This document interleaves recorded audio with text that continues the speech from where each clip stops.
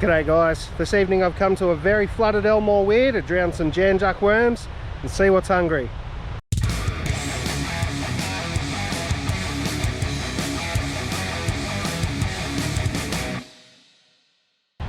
There's an absolute ton of water coming over the top of the weir at the moment.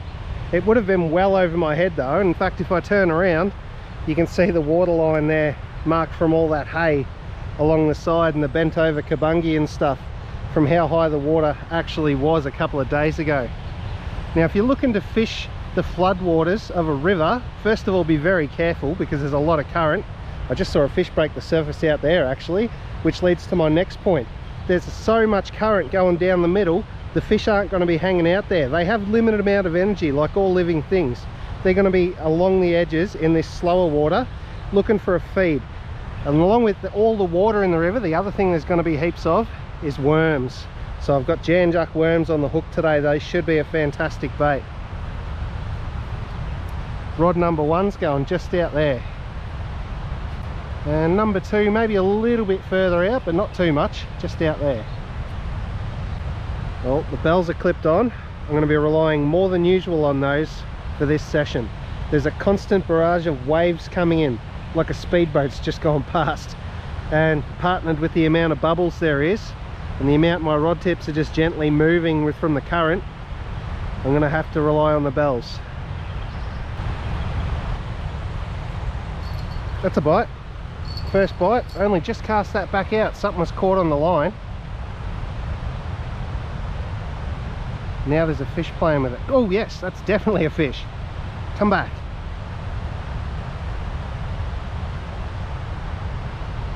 My other rod tip's bouncing around because something's caught on its line. I've got to pull that one in a second. Well, I'll just wait for this fish to have a proper go and I'll hook it first, hopefully. And I'll deal with the other one.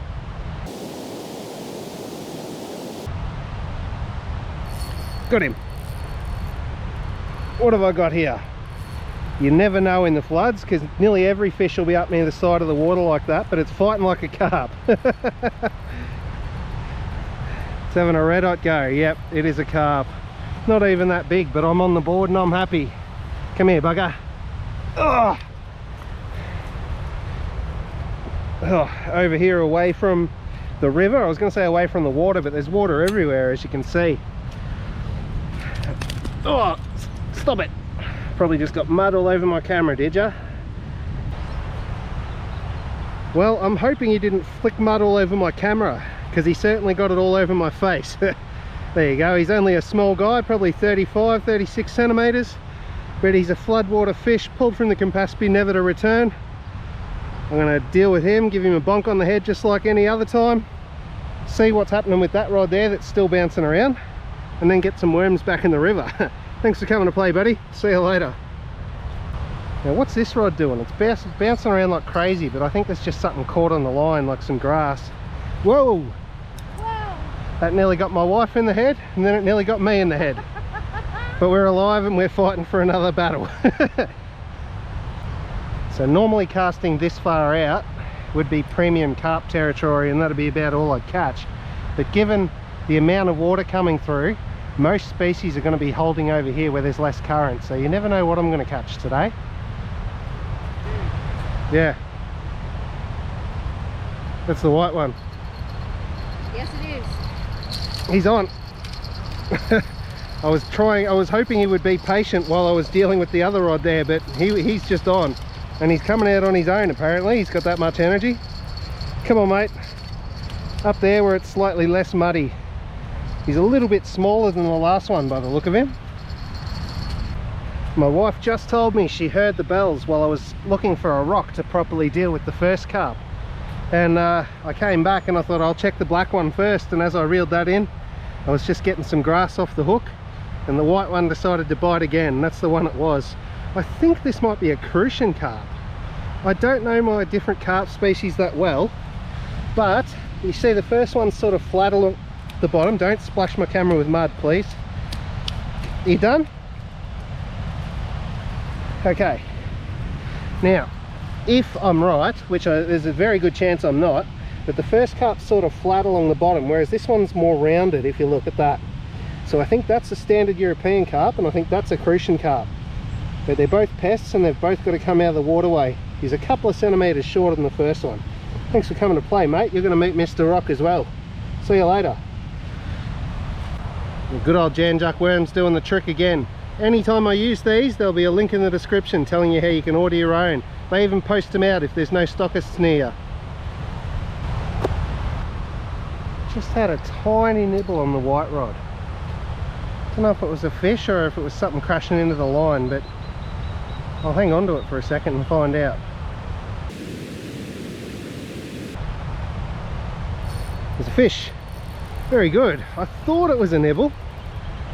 He might be a little bit bigger than the... Oh, I lost him. I was about to say he might be a little bit bigger than the first two, but I'll never find out. I'm pretty sure it was just another carp though. I saw a flash of his big rubbery lips.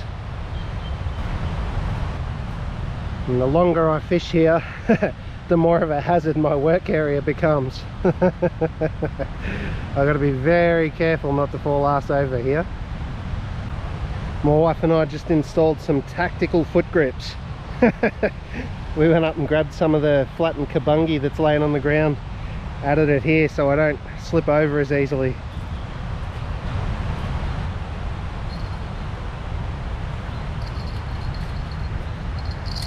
Oh, I missed him. How'd I miss that? He was on for sure. Bugger. I was trying to throw that one back out. They always bite when I'm dealing with the other rod.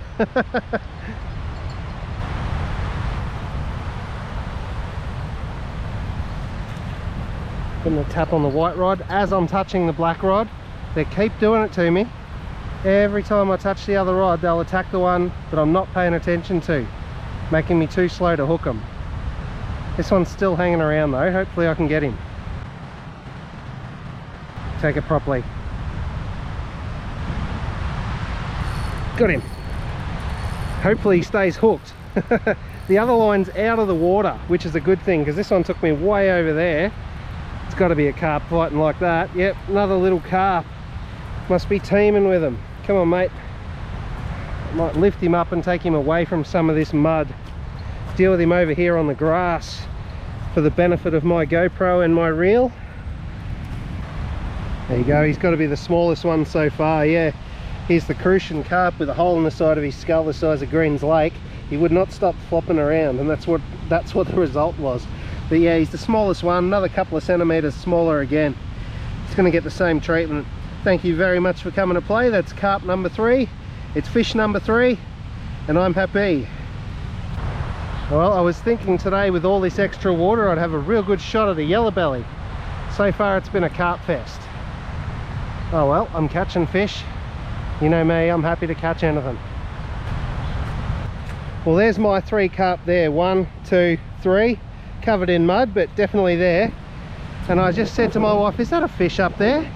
And we walked up and there's another carp about the same size laying on the ground over here that was not there before. Without a word of a lie, and I know that because I've been coming up to here to go to the toilet, and that fish was not there before. Ugh. It is dead as a doornail, but relatively fresh, and it's got a club over the head. I dare say someone's caught that somewhere above the weir and tossed it back in the water, and it's floated down here and come up on the shore with these waves here. That is absolutely hilarious. Just so you know, if you're watching, the bloke that clubbed this, you are meant to cut them open so they sink, and then that doesn't happen. They don't wash up, they'll stay out there in the water. So I'll add this to my pile and I'll cut it open with my ones before I toss them in the water at the end of the session.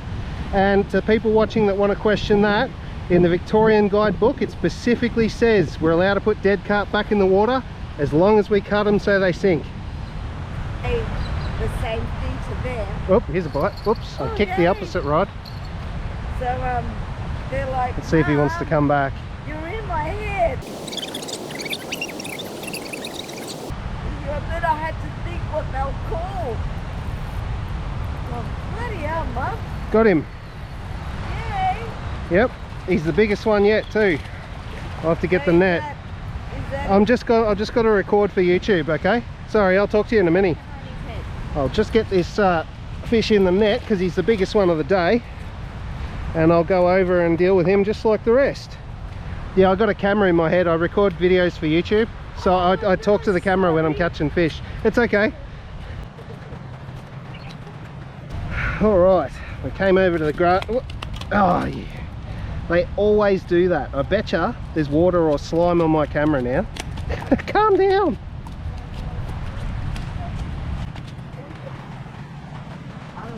Clean shirt? Yep. Thank you. They always splash my camera with mud and I've got to clean it. And I've got mud all over me, so I can't clean it. I am absolutely covered in mud. I had to go and use my wife's shirt to clean my camera because mine is disgusting. Where's this hook? There we go.